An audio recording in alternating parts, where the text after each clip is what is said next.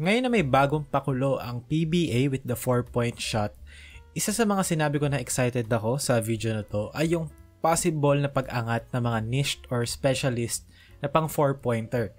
Now, mag-iisang linggo na may PBA. Ang pinaka nag-standout sa akin ay si Jerick Ahanmisi ng Magnolia Hotshots na even before naman, considered na siya as a promising 3-point shooter. May mga moments kung saan nagpakitang gilas siya in terms of his sharp shooting ability. Pero this conference so far, he's looking like one of the best in terms of 4-point shooting. So far, through 2 games, nag-average siya ng 10 points per game in roughly 18 minutes per game. Alam ko na small sample size to, 2 laro pa lang, pero first impressions pa lang naman, so pagbigyan nyo na muna ako. He also shot 2-for-7 sa 3, 28.6%, which is lower than his usual average. And sa 4 points, he's currently 3-for-5, which is 60%. Paano niya ba nakukuha itong mga 4-point shots na to at kung paano to nakaka-apekto sa laro niya at sa laro ng team overall kapag nasa loob siya ng court? So sa play na to makikita natin, magsisimula yung possession na nasa kanya yung bola. There's going to be an out screen for Paul Lee na aangat dito sa may 3-point line. Okay, usually, yung ganito, pwede mo nang space out si Jerick Ahanmisi rito and magiging angle pick and roll siya with Paul Lee and James Laput. Pero ang ginagawa ng Magnolia, they put Jerick Ahanmisi here as an extra screener para maging double screen for Paul Lee to attack. Ngayon, pagka-set na screen ni Jerick Ahanmisi, mag-go over ngayon si Stockton since dalawa yung screens. Aalalay ngayon tong tao na to and then si Justin Arana, pwede siya mag-show, pwede siya mag-drop. Ngayon, ang isang mahalagang detail dito, pagkadaan ni Paulie sa screen, si James Laput, kung makikita nyo, magda-dive yan to the basket. Now, as a defense, ang priority mo rito is to stop the roll man. Itatag mo yan, tatapikin mo yan, magsisink down ka below. So, ganun yung ginawa ng Converge dito. Nagkaroon ng miscommunication, dalawa yung sumama kay James Laput sa roll or sa dive.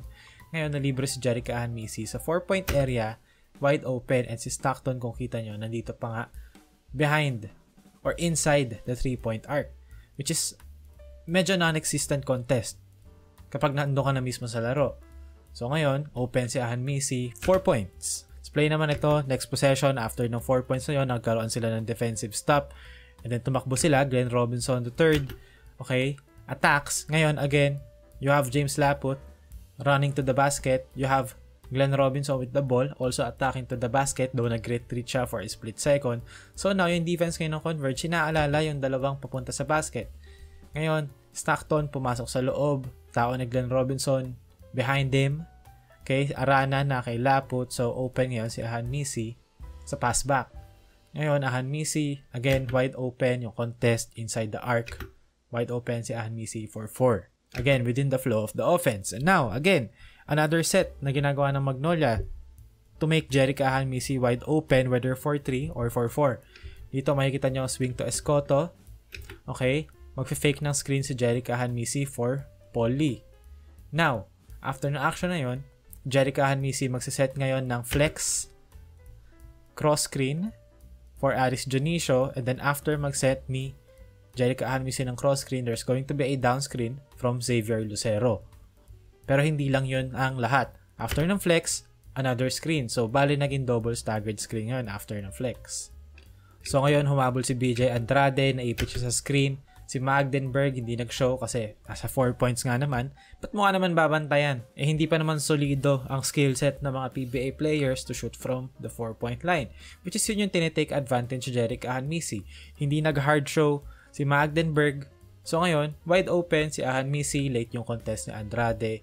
4-point shot. Dito naman, they swing it to the other side kay Paul Lee. Double staggered screen. Okay, ngayon nag-go over na si Stockton sa screen. Okay, ngayon, kung makikita nyo rito, nag-moving screen dito si Xavier Lucero. Pero even though nag-moving screen siya, let's just say si Stockton na mahabol pa rin sa likod ni Ahanmisi. Magda-dive dito si Lucero. So nakapag-generate ka ngayon ng 2 versus 1 sa offense. And you have the guy with the ball attacking the defender na medyo out of position. So, yung shooting alone ni Jerick Ahanmisi forces defenders to go over the screen, which puts the defense sa disadvantage kasi ngayon, tao na to, let's just say nakatayo yan hindi nakahiga. Okay, nasa likod na yan ang action. So you have 4 Magnolia players, or rather 5 Magnolia players against 4 Converge players. And you have the guy with the ball who is a threat, potentially making a play or taking advantage of the advantage. So ngayon, tinawagan ng moving screen, pero yun. Dito naman, angle pick and roll, Paul Lee, James Laput. Kung makikita nyo, nakatayo si Jerick Ahanmisi dito sa pinaka-sulok ng 4-point line. Ito yung pinakamalapit na area sa 4-point area. So ngayon, pag nag-spot up ka ngayon dyan as Jerick Ahanmisi, okay, talit ka as a 4-point shooter.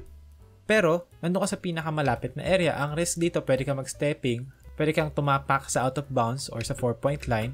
Pero kung makikita nyo, tiptoe siya dito. So, I assume, pinapractice nyo to or ng Magnolia, sinasadya nila na dyan mag-spot up si Jerick Ahanmisi para kung makikita nyo rito, after ng pick and roll, okay, ang layo na pinanggalingan ni Stockton.